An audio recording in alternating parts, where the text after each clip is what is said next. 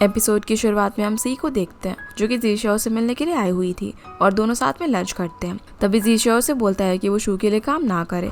उसने अपनी जॉन नाम के असिस्टेंट को काम से निकाल दिया था क्योंकि उसने एक दिन की छुट्टी ली थी और वो उस समय हॉस्पिटल में थी। पर सी बोलती है कि शू बहुत ही पिटीफुल है। जीशाओ बोलता है कि नहीं, वो सिर्फ एक हार्टलेस इंसान है और उसके साथ तुम्हारा रहना ठीक नहीं है। सी बोलती है कि मुझे कुनगू की हेल्प करनी है और युनजो भी अब नहीं है, डैड भी ओल्ड हो गए हैं, मुझे जॉब भी करनी है उनकी हेल्प के लिए। जीशाओ बोलता है कि मैं हेल्प करूंगा, तुम छोड़ो। सी उसे बोलती है कि तुम क्या हमेशा मेरी हेल्प करोगे, जिस पर वो हाँ बोलता है, जिसकी ये बात सुनकर ऐसा लगता है कि मानो वो सी को पसंद करता हो, लेकिन सी इस बात को सीरियसली नहीं लेती। अब हम जिम का सीन देखते हैं जहाँ पर मिस्टर ली सबको प्रैक्टिस करवा रहे थे। वहाँ पर बहुत सारे लोग आ जाते हैं और लड़कियां उनको जाकर अंदर आने से रोकने लगती है। यहाँ पर येनशिन और शू भी आते हैं। तब मिस्टर ली उनसे बोलते हैं कि ये मेरा ड्रीम है, इसे मैं ऐसे कैसे छोड़ दूँ। जिस पर शू कहता है कि अब तो युनजू भी यहाँ पर नहीं है, आप तो अपने चैंपियन को ही नहीं रख सकते, तो अब इसका क्या काम। वान बोलती है कि अगर वो यहाँ पर नहीं है तो क्या हुआ, यहाँ पर बाकी लोग तो है ना जिन्होंने चैंपियनशिप नहीं जीते हैं, पर उन्हें भी तो अपने ड्रीम्स पूरे करने हैं। पर उसकी इस बात से भी शू को कोई फर्क नहीं पड़ता। वो बोलता है कि येनशिन, क्या मैं इस लड़की पर केस कर सकता हूँ, इससे मुझसे भला ऐसे क्यों बात की। पर येनशिन तो यहाँ पर फ्लर्टी वे में उससे बात करने लग जाता है। शू बोलता है कि इस जिम को तोड़कर यहाँ पर शॉपिंग मॉल बनाया जाएगा। शू अब यहाँ से जैसे ही निकलने लगता है तो पीछे से सारी लड़कियां उन आदमी और येनशियो को मारने लगती है। मिस्टर ली यहाँ पर उससे कुछ टाइम मांगते हैं। वो कुंगहू को एक ड्रीम की तरह बनाना चाहते थे, पर शू बोलता है कि कितने साल और लगेंगे तुम्हें, 5, 10 या फिर 15, आपका ड्रीम कभी भी पूरा नहीं हो पाएगा। ये सुनते ही मिस्टर ली अनकॉन्शियस हो जाते हैं। इधर सी को विवे का कॉल आता है, इसलिए वो वहाँ से फटाफट निकलती है। अब हॉस्पिटल में येनशिन और वैन को देखते हैं जहाँ पर येनशिन डॉक्टर को बोलता है, देखिए इसने मुझे ना बहुत मारा। पर डॉक्टर बोलता है कि आपको तो कोई भी इंजरी नहीं आई, लेकिन येनशिन नहीं मानता और बहुत ड्रामे करने लगता है। इसलिए वैन वहाँ से चली जाती है। तब येनशिन उसके पास आकर उसे बोलता है कि मैं केस कर सकता हूँ तुम पर, तुमने मुझे मारा है। जो सुनकर वैन को बहुत ज़्यादा गुस्सा आ रहा था। येनशिन अब उसे यहाँ पर अपने सोशल मीडिया पर ऐड करने के लिए बोलता है, पर वैन बोलती है कि तुमने इतना सब कुछ किया, तुम्हारी वजह से मिस्टर ली हॉस्पिटल में है। ये सब बोल के वो यहाँ से चली जाती है। पर येनशिन तो बस उसे पटाने में लगा हुआ था क्योंकि वो उसे काफ़ी ज़्यादा पसंद आ गई थी। इसके बाद मिस्टर ली के पास सी और जीशाओ आते हैं जहाँ पर मिस्टर ली सारी बातें उन्हें बताते हैं और बोलते हैं कि अब हमारे हाथ में कुछ नहीं है, इसलिए वो सबको इसके बारे में सोचने से मना कर देते हैं। इसके बाद सी, वेवे और वैन बैठे हुए थे जहाँ पर ये लोग इस सब के बारे में ही सोच रहे थे। वैन सी को बोलती है कि उसे शू की जॉब छोड़ देनी चाहिए। अब वो लोग तो शायद उसे मार ही डालेंगे क्योंकि उसने कितने सारे लोगों के घर, जॉब वगैरह सब छीन लिए हैं। पर सी के पास और कोई रास्ता नहीं बचता पैसे इनकम करने का। अगले दिन सी, शू और येनशिन कार में ऑफिस जा रहे थे। तभी सी फोन में देखती है कि ऑफिस के बाहर बहुत ज्यादा भीड़ लगी हुई थी और सभी लोग यहाँ पर शू का वेट कर रहे थे। अब जैसे ही शू की कार बाहर आकर रुकती है तो सभी का ध्यान उसकी तरफ जाता है और साइड से एक टैक्सी निकल जाती है और शू की कार से येनशिन ग्लास और मास्क पहनकर बाहर निकलता है। रिपोर्टर उसे शू समझकर उसे सवाल जवाब करने लग जाते हैं, पर जैसे ही वो अपना मास्क खोलता है तो उसे देखकर सब वहाँ से जाने लगते हैं। एक रिपोर्टर बोलती है कि ये लाइव है, आप बताइए कि शू कहाँ पर है। तो येनशिन लाइव टीवी पर वैन से कॉल करने के लिए बोलता है और उसे जल्दी से जल्दी उसको मिलने के लिए बोलता है, वरना वो उसे सू कर देगा। जो सब कुछ वैन भी टीवी के अंदर देख रही थी, वो काफी एम्बैरेस होकर टीवी बंद कर देती है। इधर सी और शू बेसमेंट के रास्ते से ऑफिस के अंदर जाने लगते हैं, लेकिन वहाँ पर भी काफी सारे लोग थे और उनको घेर लेते हैं। वो यहाँ पर उन पर सब्जियां वगैरह फेंकने लग जाते हैं और फ्लैशबैक में हम देख पाते हैं कि बचपन में भी लोग ऐसे ही शूज के मॉम और डैड के ऊपर सब्जियां वगैरह फेंक रहे थे। प्रेजेंट में यहाँ पर शू सभी लोगों को शांत करवाता है और बोलता है कि मैं आप लोगों के पैसे दे दूंगा और बहुत सारे लोग फूड भी प्रोवाइड करवाऊंगा। ये बोलकर वो फटाफट से भाग कर लिफ्ट के पास आते हैं जहाँ पर जीशाओ सी को अंदर ले लेता है और सी शू को। शू यहाँ पर देखता है कि जीशाओ ने सी का हाथ पकड़ कर रखा हुआ है, तो बोलता है कि तुम दोनों का पास्ट भले ही कुछ भी हो, लेकिन अब वो मेरी है, तो उसे टच मत करो। जिसकी ये बात सुनकर सी दोनों से हाथ छुड़ा लेती है। जीशाओ बोलता है कि क्या आप इसकी वजह से मुझे जॉब से निकाल देंगे। पर शू बोलता है कि तुम बहुत ही अच्छे एम्प्लॉय हो, तुम्हें निकाल के मुझे कोई प्रॉफिट नहीं है, और दोनों के बीच एक कोल्ड वॉर हो जाती है। सी भी ये सब कुछ समझ रही थी, पर तभी लिफ्ट ओपन होती है और सी जीशाओ को उसके फ्लोर आ गया है ये बोलती है, इसलिए वो यहाँ से चला जाता है। अगले सीन में शू और येनशिन डिनर कर रहे थे। तब येनशिन बोलता है कि जिसने तुम्हें हिट किया है हम उन सभी पर केस करेंगे। शू पूछता है कि सी कहाँ पर है, तो येनशिन बोलता है कि मैंने उसे घर भेज दिया, उसने बहुत ही मेहनत की आज, तो उसे पेन हो रहा होगा। पर शू बोलता है कि उसे कोई पेन नहीं है, अगर उसे पेन होगा तो मुझे भी पेन होगा। येनशिन को वापस से उसकी बातें बेसलेस लगती है, तो वो उसे भी छोड़कर बिल लेने के लिए चला जाता है। इधर हम सी को देखते हैं जो कि वान और वेवे के साथ रिंग में थी। दोनों यहाँ पर सी से पूछते हैं कि शू ने ऐसा ऐसा क्यों बोला कि तुम उसकी हो? क्या वो तुम्हें पसंद करता है? तो सी बोलती है कि वो तो मुझे हर्ट ही नहीं होने देता। पर वे उन्हें ये सारी बातें छोड़कर प्रैक्टिस करने के लिए कहती है। प्रैक्टिस के दौरान वान उसे अचानक से हिट कर देती है, पर सी कोई भी रिएक्शन नहीं देती क्योंकि पेन तो उसकी जगह शू को हो रहा था। वैन अब यहाँ पर उसे बहुत हिट करने लगती है, पर सी को कोई भी पेन फील नहीं होता और वे भी ये चीज नोटिस करती है। लेकिन वहाँ बेचारे शू की हालत खराब होने लगती है। वो यंशिन को कॉल करता है। यंशिन बोलता है कि मुझे थोड़ा टाइम लगेगा, इसीलिए वेट करो, लेकिन शू अकेले ही वहाँ से निकल जाता है।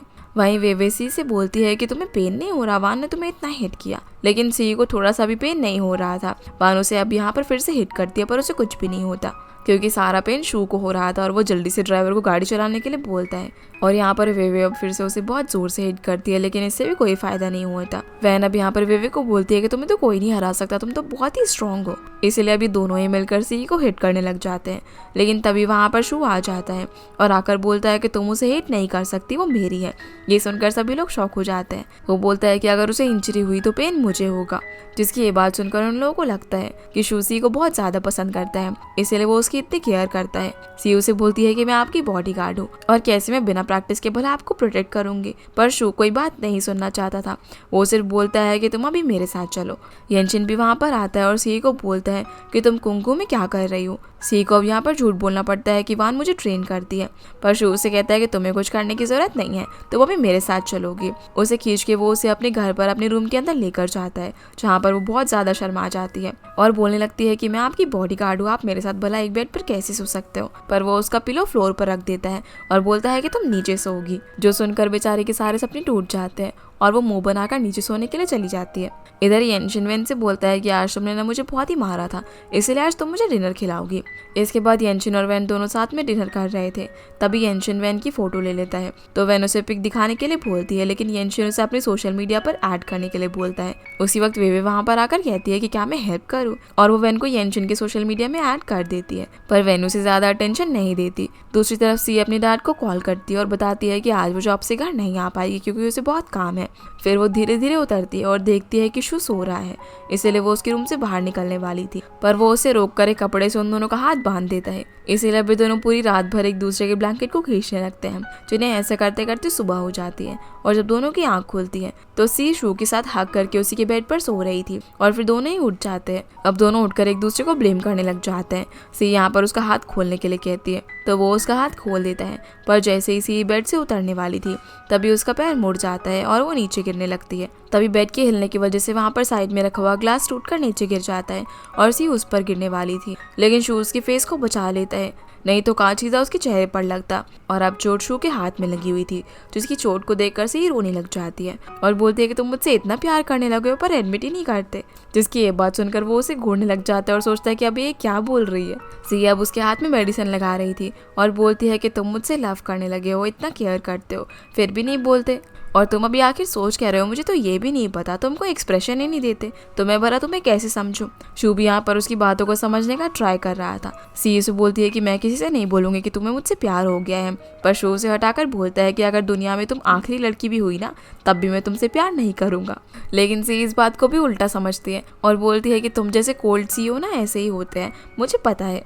फिर वो उसे मेडिसिन लगाने के लिए लेकर जाती है। तब शो उसे रोक कर बोलता है कि अगली बार अगर मैं तुम्हें कभी भी कुछ कहूँ ना तो गुस्सा मत करना, काम रहना। जो सुनकर वो शर्माने लगती है। फिर वो उसे बताने लगता है कि तुम्हारा पेन मेरे अंदर शिफ्ट हो गया है, तो मैं जो भी तुम्हारे लिए कर रहा हूँ वो सिर्फ मैं खुद को सेफ रखने के लिए करता हूँ, इसलिए नहीं कि मैं तुम्हें पसंद करता हूँ। पर सी अब भी कुछ नहीं समझती।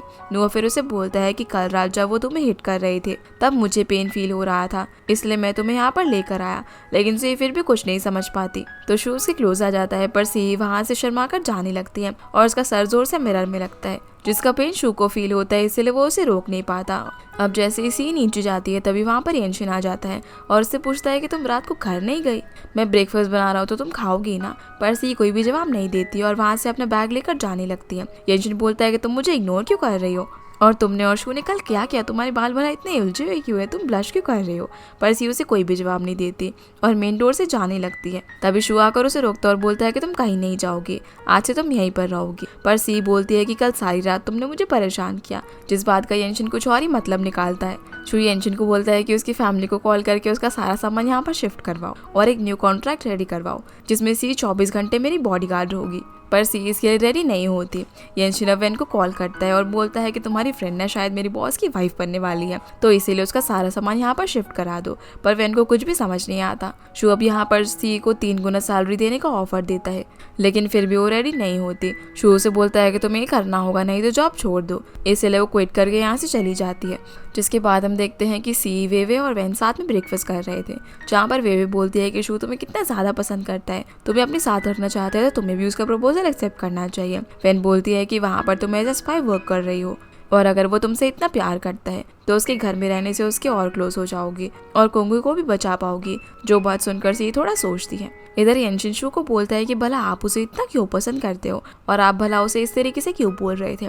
आपको अगर उसे अपने पास रखना है तो आपको उसे भरोसा दिलाना होगा कि आप बहुत ही अच्छे हो और अकेले हो। वो आपको बचाने के लिए भागते हुए आएगी। उसे आपकी नहीं बल्कि आपको उसकी ज़रूरत है, तो आप उसे मत धमकाओ। शू बोलता है कि अगर वापस आकर उसने जॉब छोड़ दी तो तुम्हें भी जॉब छोड़नी होगी और एक न्यू बॉडीगार्ड ढूंढो। येनशिन बोलता है कि आसान काम नहीं है बॉडीगार्ड ढूंढना, पर शू कहता है कि मेरे लिए नहीं बल्कि सी के लिए, जो कि उसका ध्यान रख सके। येनशिन बोलता है कि अरे वाह, बॉडीगार्ड के लिए भी हमें बॉडीगार्ड ढूंढो। एक काम करो, आपने मुझे ही अपना बॉडीगार्ड बना लो और शी को लॉयर। सीना फिर से वान और बाकी सारी कुंगहू की लड़कियों पर आता है, जो कि रोड पर एक शो कर रही थी अपने क्लब को और फेमस करने के लिए, और वेवे सबको पैम्पलेट बांटती है। सी भी ये सब कुछ देख रही थी। इसी बीच वेवे को धक्का लग जाता है और वो गिर जाती है, जिससे कि सारे पैम्पलेट नीचे गिर जाते हैं और लोग उन्हीं पर चढ़कर जाने लग जाते हैं। ये देखकर सी बहुत ज्यादा इमोशनल हो जाती है। सी अब यहाँ से एक ऑफिस रूम में आती है और फाइल ढूंढने लगती है, जहाँ पर उसे एक फाइल दिखती है जिसमें डेट देखकर वो काफी ज्यादा परेशान हो जाती है। इधर येनशिन और शू अपना फोन देख रहे थे, तभी अचानक से कुछ देखकर दोनों शॉक हो जाते हैं।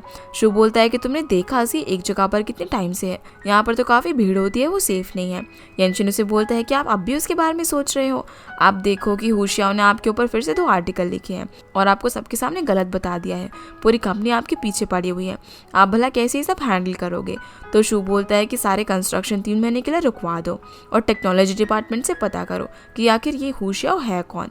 येनशिन इस बात पर एग्री करता है, लेकिन शू से रोककर बोलता है कि ये देखो, और अपने फोन पर सी की लोकेशन दिखाता है। वो बोलता है कि पता नहीं वहाँ पर उसे हो क्या गया है, और उसे बॉडीगार्ड के बारे में पूछने लग जाता है, जो कि उसने उसके लिए हायर करने के लिए बोला था। ये सुनकर येनशिन काफी इरिटेट हो जाता है और बोलता है कि यार आप तो ऐसे बिहेव कर रहे हो जैसे वो कोई आसमान से उतरी हुई परी हो जो कि आपको आकर शरबत पिलाएगी। ये बोलकर यहाँ से चला जाता है। फिर हम वेवे, सी और वान को एक हिल पर देखते हैं, जहाँ पर ये सभी लोग ड्रिंक कर रहे थे, और बोलती है कि मैं ऐसे तुम लोगों को परेशान नहीं देख सकती, तुम लोग फाइटर हो, तुम्हें स्टेज पर होना चाहिए। पर वेवे और वान बोलते हैं कि तुम चिंता मत करो, हम कुंगू के लिए कुछ भी कर सकते हैं और हमारे पास बहुत पार्ट टाइम जॉब है, इससे हम पैसा कमा सकते हैं, पर तुम वापस से शू के पास मत जाओ। लेकिन सी कुछ सोच रही थी, तभी उसे शू का कॉल आता है, जिसे वो पहले तो इग्नोर करती है लेकिन बाद में उठाती है और बोलती है कि सर आपका क्या ऑर्डर है। फिर वो यहाँ से भागती हुई चली जाती है और वान और वे बात करते हैं कि अगर ये शू के पास चली जाए यही अच्छा है, वो कितने टाइम से सिंगल है, वो रिच और हैंडसम है और कुंगू को भी बचा सकता है, तो सी को ये करना चाहिए। इधर हम शू को देखते हैं, जिसकी हालत बहुत ज़्यादा बुरी हो गई थी। येनशिन उसको दवाई देता है, पर वो उसे सी को कॉल करने के लिए बोलता है। येनशिन बोलता है कि आपने भी उसे कॉल किया, वो आ ही रही होगी। फिर वो न्यू कॉन्ट्रैक्ट का फाइल मांगता है और देखने के बाद सी को कॉल करने के लिए बोलता है। येनशिन उसे गुस्से में बोलता है कि वो नीचे आ रही है, तभी सी वहाँ पर आ जाती है, जिसे देखकर येनशिन जाने लगता है, पर उसे रोककर सी बोलती है कि शू मुझे ऐसे क्यों देख रहा है जैसे कि वो मुझे मार डालेगा, इसलिए प्लीज मुझे यहाँ पर अकेला छोड़कर मत जाओ। लेकिन शू येनशिन को जाने के लिए बोलता है। शू अब सी से बोलता है कि तुम सुबह से ही लेक साइड पर ड्रिंक कर रही थी।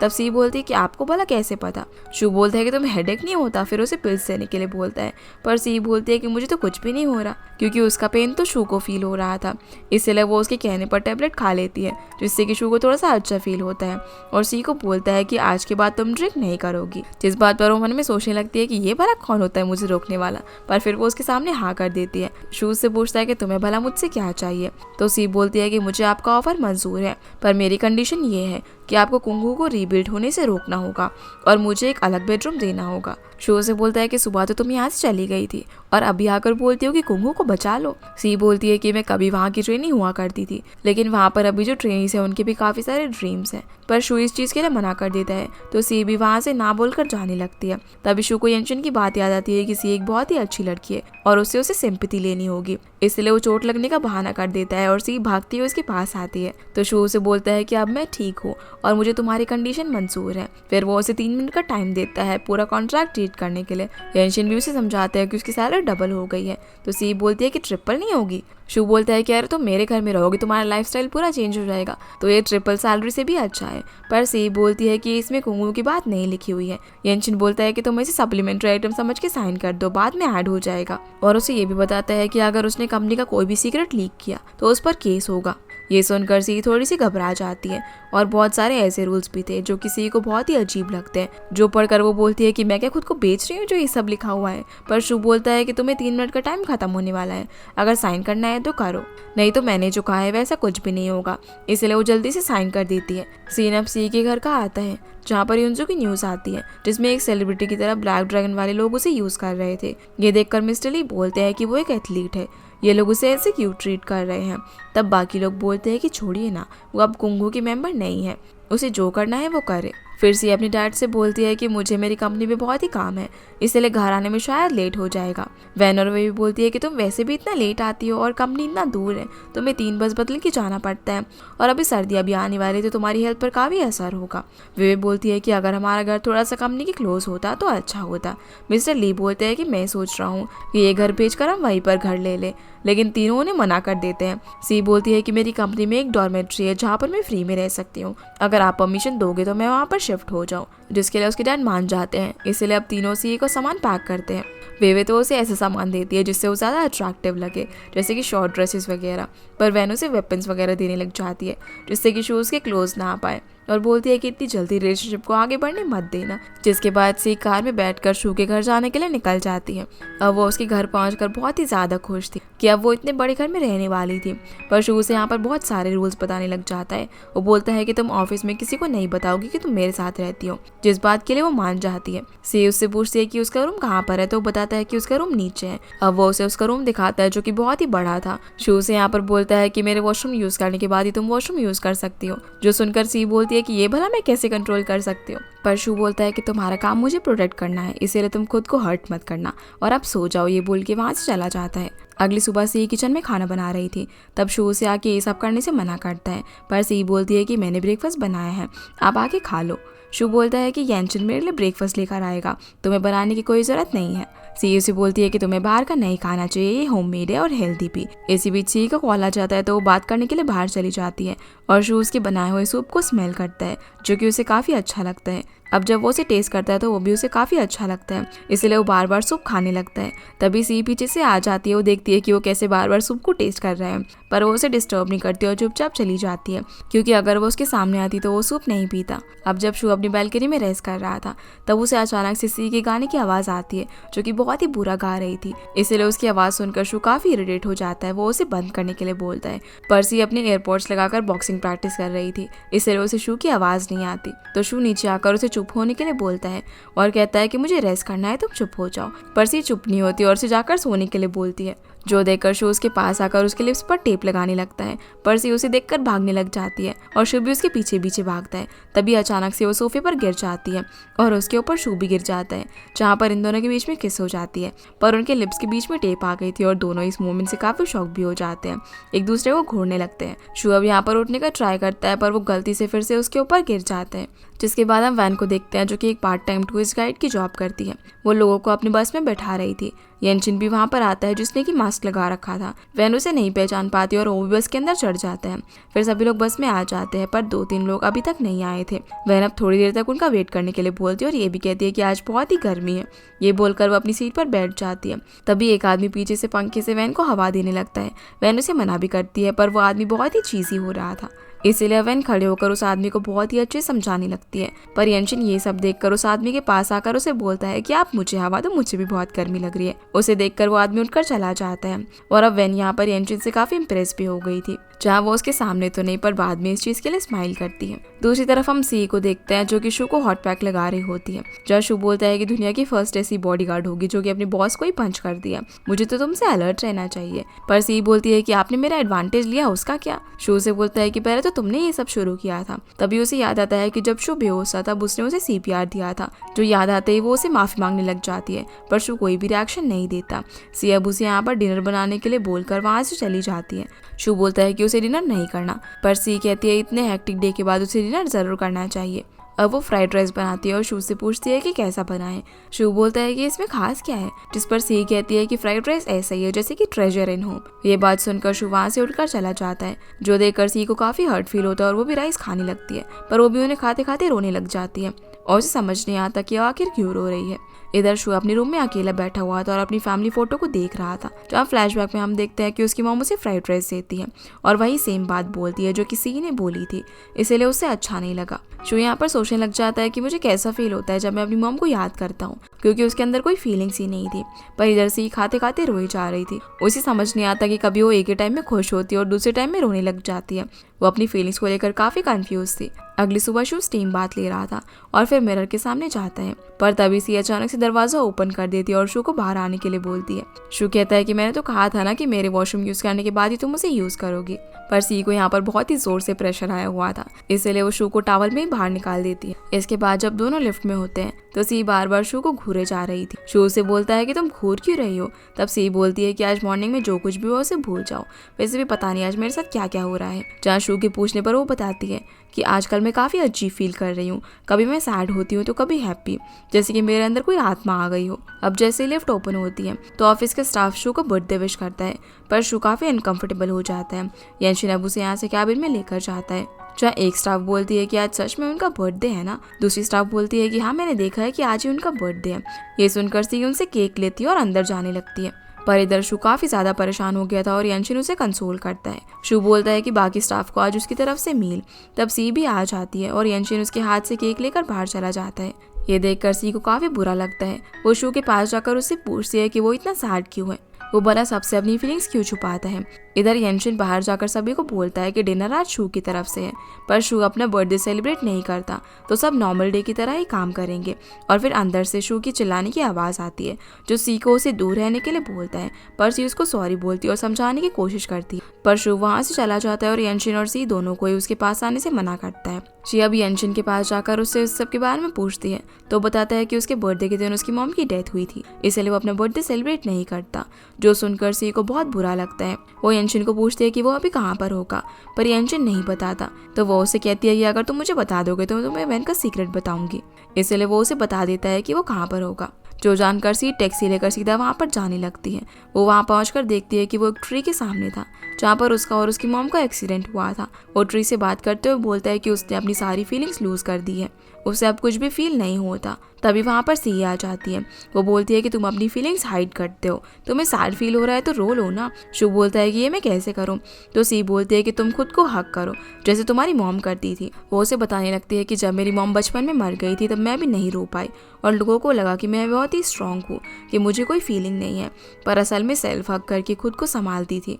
और यही वो शू का हाथ टच करके उसे भी सिखाती है। फिर हम सी के घर पर जीशाओ को देखते हैं। वो मिस्टर ली से सी के बारे में पूछता है तो बताते हैं कि वो तो अपनी कंपनी के डॉम में रह रही है। अब जीशाओ इससे पहले कि कुछ कह पाता, वे आकर उसे यहाँ से ले जाती है और उसे सब कुछ बता देती है, पर जीशाओ उससे बिल्कुल भी खुश नहीं था।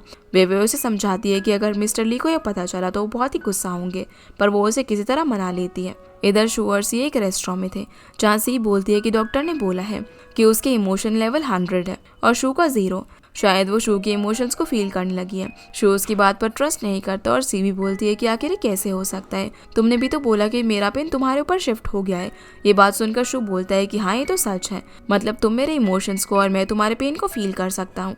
सी को अब सारी बात याद आने लग जाती है कि जब शू सैड, इमोशनल या फिर एक्साइटेड होता है तब सी भी वैसा ही फील करती है। तभी शू को अचानक से पेट में दर्द होने लग जाता है, इसलिए वो उसके लिए मेडिसिन लेने के लिए जाती है, जहाँ पर हम देखते हैं कि उन दोनों पर कोई आदमी दूर से नजर रखे हुआ था। सी अब जैसे ही शॉप से निकलती है तब शू कॉल करके बोलता है कि तुम वहीं पर रुको, मैं आता हूँ तुम्हारे पास। वो निकल जाता है, पर तभी सी को भी पैनिक फील हो रहा था।